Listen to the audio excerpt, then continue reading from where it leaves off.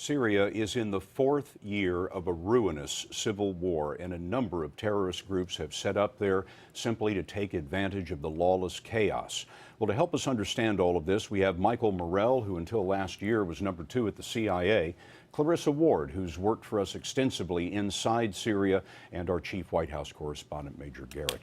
Michael, the civil war started as a revolt against the Syrian dictator Bashar al-Assad. He is a tyrant that the United States has been trying to get rid of.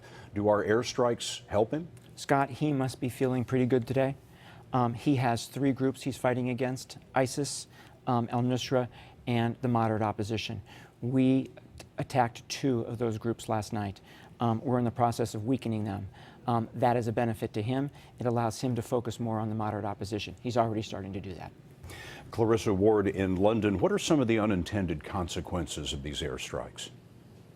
Well, Scott, the Nusra Front was the first Syrian rebel group to be designated a terrorist organization by the U.S., but the group does have wide support on the ground, partially because it has actually been fighting against ISIS, even at times alongside the Western-backed so-called moderate rebels that the U.S. is hoping will actually fight this war. So these strikes could potentially even backfire and put those U.S.-backed fighters in a very tough situation if Nusra supporters now turn against them, because they simply do not have the weaponry or the manpower to fight the Assad regime and ISIS and other rebel groups at the same time. Major, the president talks with pride about getting the United States out of Iraq. He has avoided getting involved in Syria for years.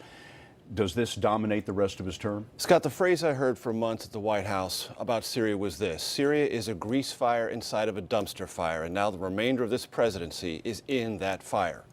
On the plus side, the president has put together a coalition that didn't appear possible a month ago, but there are deep questions about whether or not training these Syrian rebels will work. There'll be skepticism about what this administration will be able to do to defeat ISIS and also pursue its goal of getting rid of the Assad regime, and all of that is likely to be inherited by the next Democratic nominee, because as the White House has already said, this will take years. And Michael Morell, let me ask you, what is the threat to the homeland here posed by these groups that we are now striking? So I think today there are two threats. One comes from al-Nusra, the Khorasan group, which has the ability to reach out with foreign fighters and, with the help of al-Qaeda in Yemen, match them up with sophisticated explosives that could bring down an airliner. That's the threat we're dealing with today, and that's the threat we hopefully disrupted. The other threat is from ISIS, and it's ISIS sending back their foreign fighters back to Western Europe, back to the United States to conduct less sophisticated attacks. Those are the two threats today.